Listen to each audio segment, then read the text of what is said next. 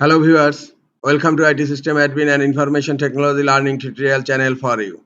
Today in this tutorial I am going to show you how to clear event logs on Windows 11 computer.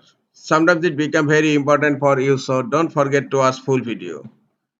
To clear event logs on Windows 11 computer, go to search, type event viewer, click on event viewer, go to event type. I am going to event logs, Windows logs, and select the log. I am selecting log type, security, and in right side you will find an option clear log.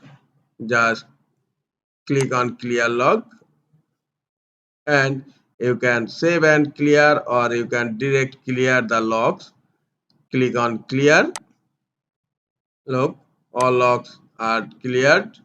In this way you can select another type and click on clear log and then click on clear, and look, the logs are cleared.